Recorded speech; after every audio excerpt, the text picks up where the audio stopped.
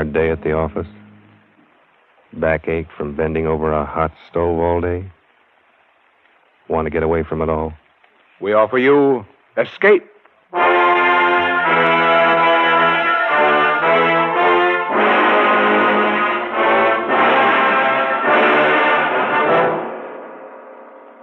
It is midnight, and you are alone. Suddenly the room is plunged into darkness. You sit frozen with terror, because something is there behind you. Something you feared would come. Something from which you must escape. Escape, produced and directed by William N. Robeson, and carefully plotted to free you from the four walls of today for a half hour of high adventure.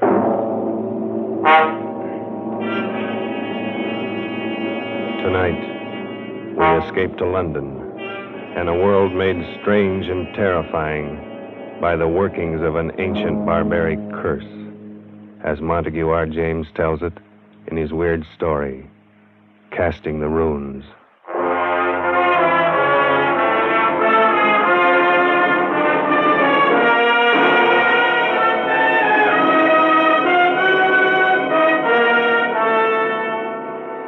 My name is Edward Dunning. I'm a scientist. I'm used to dealing with facts, not fairy tales. I'm regarded as Britain's leading authority on medieval life. And as such, I've studied much of the ancient fears and barbaric superstitions of those times. I should have been the first to scoff at any suggestion that the ancient powers of evil, the black magic of Teutonic days, could be believed and practiced in the 20th century. A few weeks ago, I should have laughed had you told me that a curse, a hex, could kill a man. Today, I cannot laugh. It has happened to a man I know of. And now, it's happening to me. My first presentiment of danger came on that day a few weeks ago when I dropped in to see Alfred Smythe, Secretary of the National Science Association, and found him in a state of irritation. Blast it all, Dunning. I almost wish you hadn't been so brutally honest in your report on that Carswell paper. Why? What's the trouble? Oh, he's such a frightful fellow. He's raising a terrible row. You mean Carswell himself? Yes, it's bad enough a vicious charlatan like that calling himself a scientist. But now he's taking all his vindictiveness out on me. Sorry, old chap. It's really me he'd like to get at. As a matter of fact, that's just what his last letter was about. He wants to know what supposed authority wrote the report rejecting his paper. You didn't give him my name. Heavens, no. As a matter of fact, Dunning, I haven't and I won't, and for a very special reason. Call it silly, call it crazy, call it what you will. I have an uncanny feeling about that man Carswell. Why? Do you know anything about him? Nothing. I've never seen him. I only know that he wrote a paper called The Truth of Alchemy. It was hopeless. Precisely. And why was it hopeless? Well, besides being abominably written, it was supposed to prove that alchemy, black magic, and such rot actually exists. I think the man really believes it. Undoubtedly he does, and that's what I mean. He lives in an isolated old house in Warwickshire. He's rarely seen elsewhere, and in his whole career he's written only two things. This paper and a history of witchcraft published 10 years ago. Yes, of course. I remember now. So that's the man. Yes, and that book was even worse than this paper. The man has a warped mind. I'm sure he's tried every unhealthy experiment in alchemy, witchcraft, and black magic. There's no telling to what lengths of vindictiveness a man like that might go. Well, it does sound a bit queer, but... Not queer, Dunning. Evil. Oh, come. Man has a right to believe what he likes. He has a right to be angry with me. Here I've glibly scoffed at the man's life's work. Well, perhaps I'm being overly suspicious and imaginative, but I think there's more than anger involved here, Edward. This may sound fantastic to you, but, well, John Harrington wrote the report condemning that witchcraft book of Carswell's 10 years ago. 3 months later, Harrington was dead. But, Alfred, what's the connection? Harrington died under very peculiar circumstances. He was walking home alone late one night, and suddenly he screamed, broke into a run, lost his hat and stick, and climbed up a tree. A dead branch gave way. He fell and broke his neck. No one's ever been able to explain why it happened. Come now, Alfred, surely you're not suggesting... I don't know what I'm suggesting. I only know that after he reviewed Carswell's book, John Harrington didn't have a moment's peace. Now you've written an unfavorable review of this paper. If I were you, I should keep that fact well hidden. Oh, Alfred. Well, that's ridiculous. Why?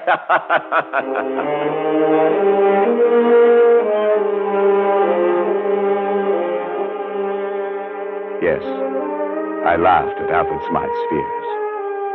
How could I have known then that I was to feel the same terror, the same agonized fear which gripped the heart of John Harrington as he crouched, panting, on the branch of a tree, with another moment or two of life, while beneath him the thing came closer and closer. I'd almost forgotten the incident when, a few nights later, I was riding home on a late train. I was half drowsing in my seat, barely keeping awake by looking idly at the car card advertisements. The man directly opposite me must have been doing the same, because suddenly I heard him say, "Here now, what can that one be advertising?" I followed his eyes to the window beside my head. What I saw brought me bolt upright in my seat. In memory of John Harrington, died September 18th, 1937, by falling from a tree. 3 months were allowed. Blimey, what do you say that means, sir? Well, I don't know. But I did know. Smythe had been right.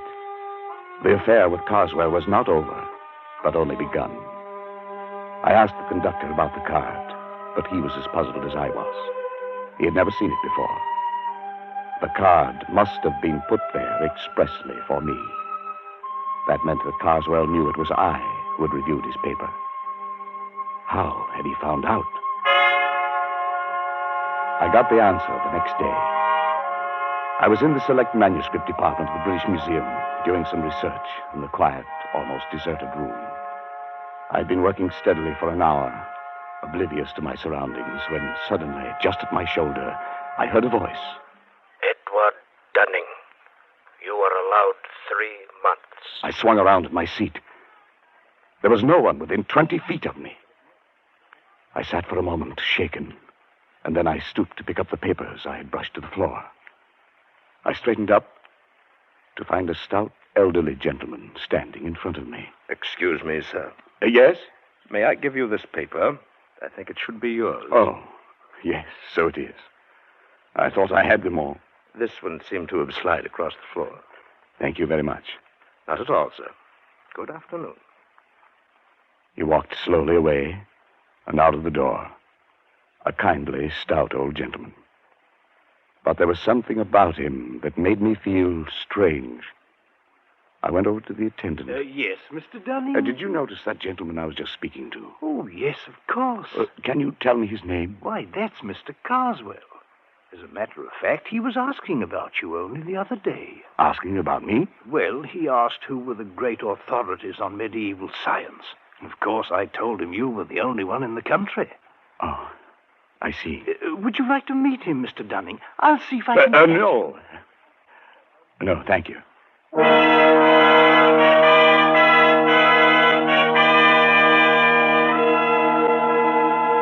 It was as simple as that. Now Carswell knew. What would be his next move? What was I to expect? I reached home at dusk, and trouble stood on my doorstep in the long face and stooped form of my family doctor. I've had to upset your household arrangements, I'm sorry to say, Dunning. I've had to send both your servants to hospital. But what happened? Something like ptomaine poisoning, I should think. It's nothing serious. Well, what could have caused it? Well, that's the rather odd thing. They tell me they bought some shellfish from a hawker and headed for lunch. I've made inquiries, but I can't find that a hawker called at any other house on this street.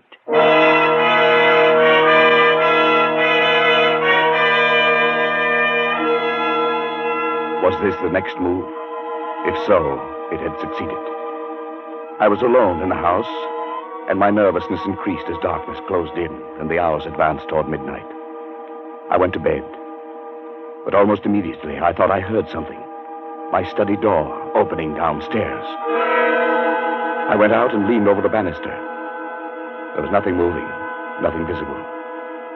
There was only a sudden, surprising gust of warm air playing about my legs.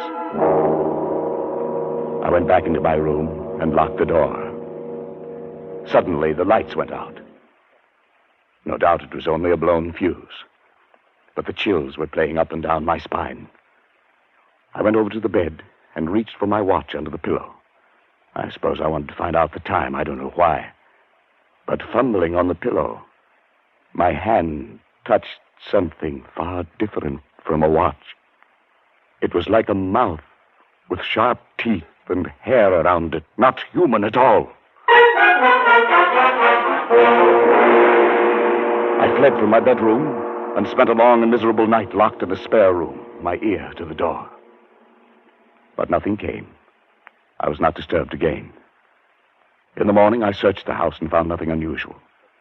But the mark of fear must have been stamped on my face, for Smythe noticed it next day. Dunning, you look as if you hadn't slept for weeks. Is anything wrong? I don't know, Alfred.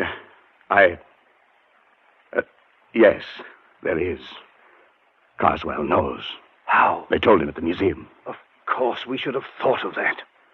Has anything happened yet? I don't know. It's too fantastic. It's probably my mind, hypnotic suggestion or something, but like that man Harrington, I have 3 months left. Edward. Must have been hearing things. I'm all on edge. I don't know what to think. John Harrington had a brother, Henry. Perhaps I'd better get you in touch with him. He might know more about this man, Carswell. Yes, do it. And quickly. 3 months is not a lot of time.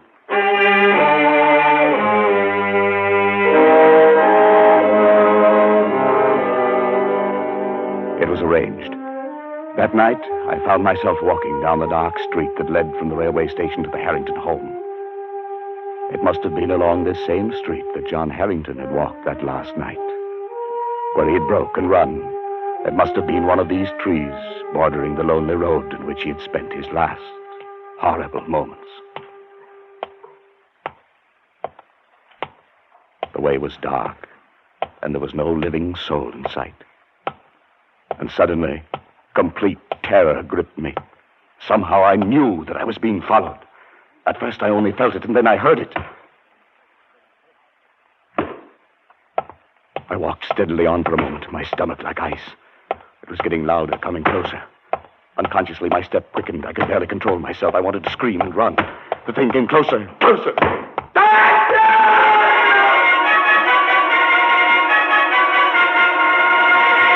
I confess, I broke and ran madly for my life. I was at a little side street. I turned down it, doubling back toward the railway station. I thought I would never make it. But finally, bright lights loomed before my eyes, and I think that I never have been so grateful for human companionship. There's no need to run, sir. The 840 won't be along for another 5 minutes. I felt very foolish. I couldn't bring myself to walk back down that street to Harrington's. I could only take the train home furtively and call Harrington next morning to beg his forgiveness. He seemed very understanding and asked no questions. Undoubtedly, Smythe had told him something about me.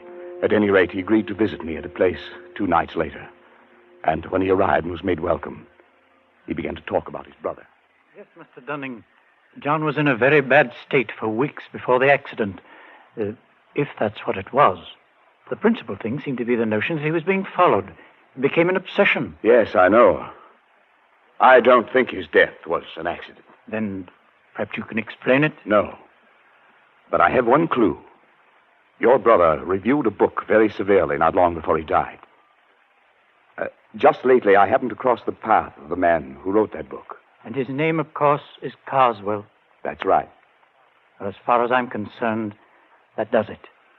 Before he died, John was beginning to feel, much against his will, that Carswell was at the bottom of his trouble. Why?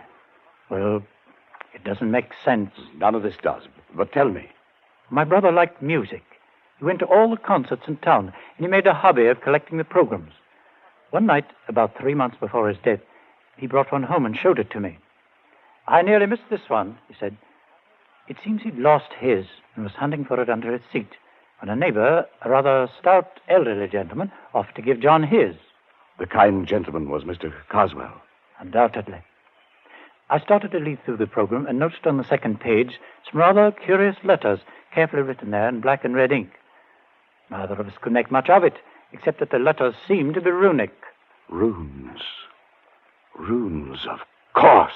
Well, John thought it might be important, and debated whether he shouldn't try to return the program to the stout gentleman. But just then the door blew open, and a gust of air, of strangely warm air, blew into the room. In a flash, it took the program and blew it straight into the fire. Yes, your brother was right. He should have returned it. There was nothing to be done then. No, perhaps not. But do you know what runic letters mean? Well, they're old pre-Druid script, I believe. The kind of writing the barbaric tribes used long before the Romans invaded Britain. Yes, that's right. Casting the runes, they used to call it in the old days. Casting the runes. What do you mean? But it was a curse, a hex. In primitive England, people thought by casting the runes, that is, handing a person a piece of paper with certain runic letters on it, that you could put that person out of the way, destroy him. It's an old superstition. And the only way to lift the curse was to return the paper to the one who gave it to you. To give it back without his knowing it. I don't believe that kind of nonsense. Neither do I. Then what was it that killed John? I don't know.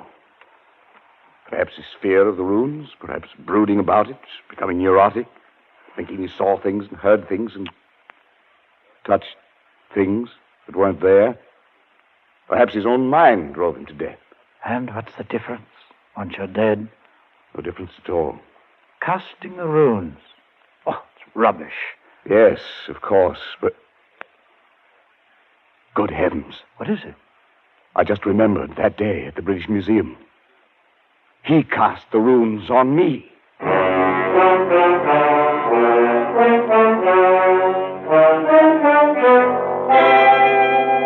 I went swiftly to the writing table, Harrington close behind me. My portfolio was there, full of the scribbled notes I'd been working on that day in the museum. And as I took it in my shaking hands and began leafing desperately through them, one strip of thin, light paper slipped and fluttered toward the open window with uncanny quickness. But Harrington was even quicker and slammed the window shut just in time. Got it? Oh, thank heavens. If it were lost or destroyed, like your brother's... Then you wouldn't be able to return it to Mr. Carswell. Yes. Look at it. It's identical with the one John got. I looked at the flimsy paper. The characters, carefully traced in red and black, were runes, all right. That ancient language used by the Aborigines of prehistoric Britain. I couldn't decipher them. But as Harrington and I stood looking into each other's eyes, each of us could read the other's thoughts. Science or not, 20th century or not, this sheet of foolscap spells death for its possessor. It spells death for you. It must be returned. Yes, I know. It must go back in such a way that he doesn't know he's received it. That means we can't simply mail it. No, we can't. We must do it personally. That'll take doing. Well, he knows you by sight, doesn't he? Yes. You must shave your beard. It'll alter your appearance. He might strike any time. I have 3 months, as what the warning said. We've got to make good on this Dunning. I've searched 10 years for my brother's murderer, and now he must not escape.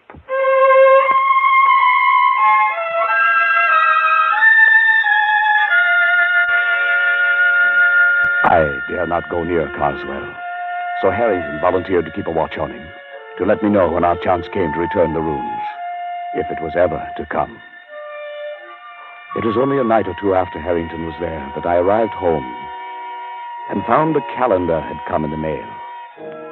When I examined it, I found everything after November 19th had been torn out. The next night, I had another envelope of the mail. This time it was a woodcut, an illustration torn out of a book, showing a dark, moonlit road and a man walking on it.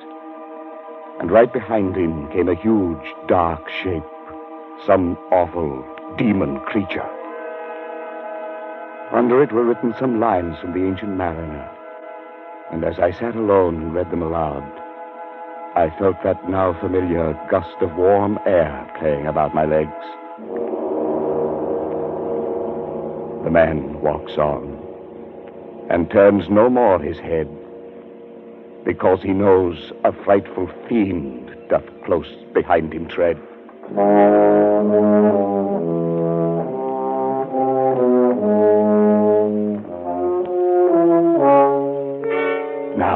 I knew the face of my terror, and it was with me always.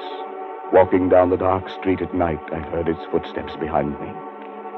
In my lonely house at midnight, it roamed the halls. Like the ancient mariner and John Harrington, I never turned to look. I couldn't. My nerves were going, and I could do nothing but wait. The days, the weeks slipped by, and still Harrington had no plan. I checked off the days on the calendar Carswell had sent. Now there were 8 days remaining, then 6, then 3, 2, 1. It was the evening of the 18th. My last day on Earth was to begin at midnight. I was sitting alone in my living room, bathed in perspiration, fighting to keep my nerves in check.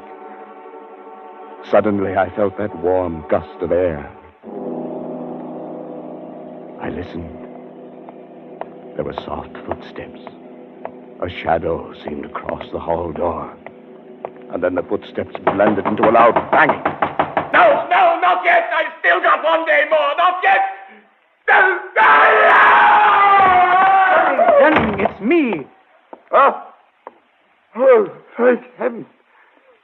Harry. What's the matter, man? What is it? It was you knocking on the door. Your footsteps. Yes, of course.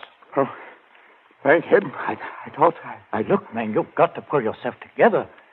It's tonight we have our chance. What chance? Carswell leaves Victoria Station by boat train tonight at 10. I'll get on with him there. You take the car I brought and drive to Croydon. Get on the train there. And be sure to bring the paper. Yes, I have it. You've shaved already. Good. Everything depends on his not recognizing you. It's Harrington. Suppose he changes his mind. Suppose he doesn't take that trip. My time runs out tomorrow. He'll be there, and you'll do it. You'll do it well. You've got to.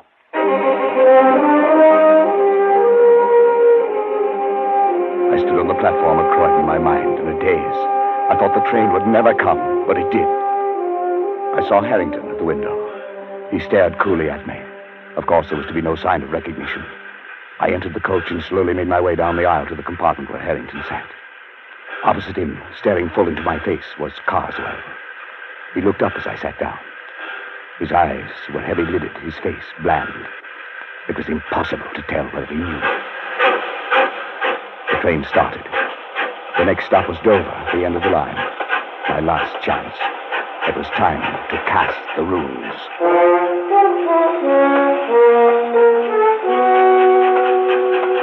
It was a strange ride.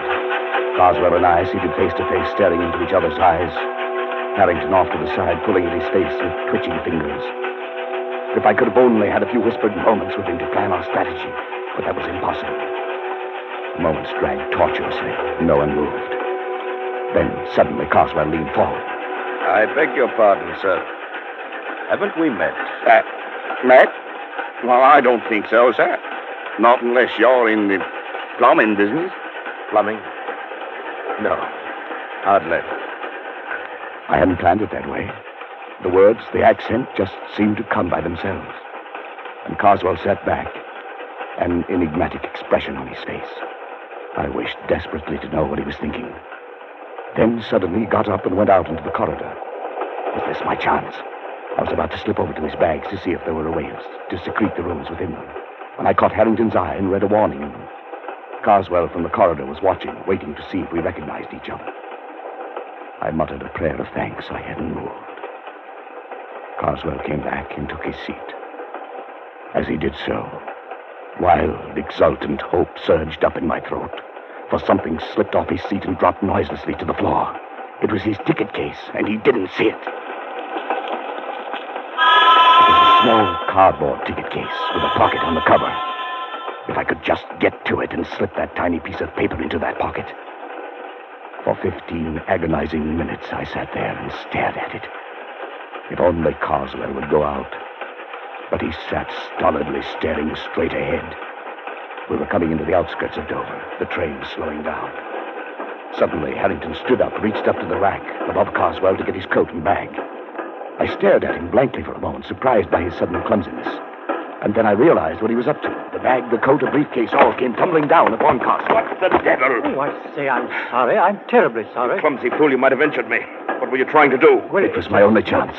Carswell stood facing I Harrington. don't blame you. I reached down, got the ticket case, and with trembling fingers slid the paper into the pocket. He turned sharply to me, and I extended the case toward him. Excuse me, sir. Is this yours? Yes, it's my ticket case. Where'd you find it? Here on the floor. Must have dropped off when... Yes. I'm much obliged to you, sir. Not at all. Not at all. He looked at me fiercely, his rage at Harrington still twisting his face into a devil's mask. Then he glanced briefly into the ticket case and put it into his pocket.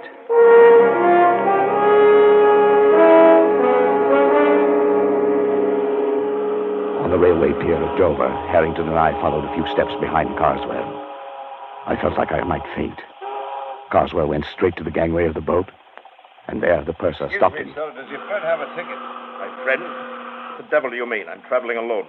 Well, that's funny. I could have sworn there was another gentleman right there beside you, walking just at your elbow. Well, there isn't. And I suggest you see an oculist. Oh, I didn't see. I just felt. Sorry, sir. Must have been your rugs. My mistake. Come on, Dunning. Our job's done.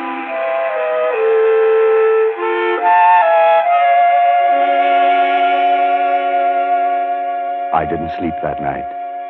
I lay awake and listened. But there were no footsteps, no warm gusts of air, nothing to disturb me. All day I felt remarkably free, although this was to have been my last day on Earth. But only just now, when Harrington came in, could I really relax. Oh, Dunning, have you seen the afternoon paper yet? I know, not yet. Well, here, look at it. On the second page. There. Abbeville, France. An English traveler examining the front of St. Wolfram's Cathedral today was struck on the head and killed instantly by a stone falling from the scaffolding. A note of mystery was added by the fact that although the cathedral was undergoing repairs, no workman was on the scaffolding at the time of the accident. The traveler was identified by papers found on him as a Mr. Carswell of Warwickshire. Of course, it could have been an accident. Yes. Yes, it could have been.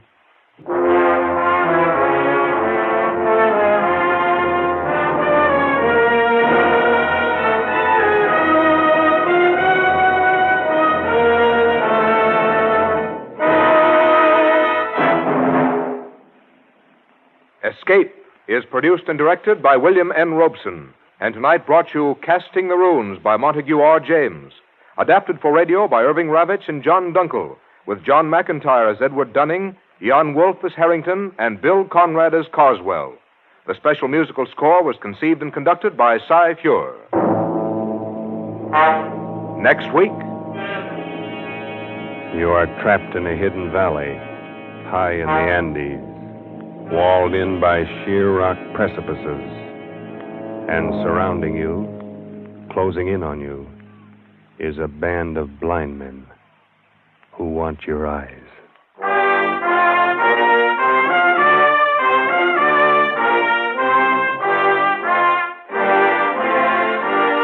next week we escape with H.G. Wells' gripping story, The Country of the Blind. Good night, then, until this same time next week when we again offer you Escape. This is CBS, the Columbia Broadcasting System.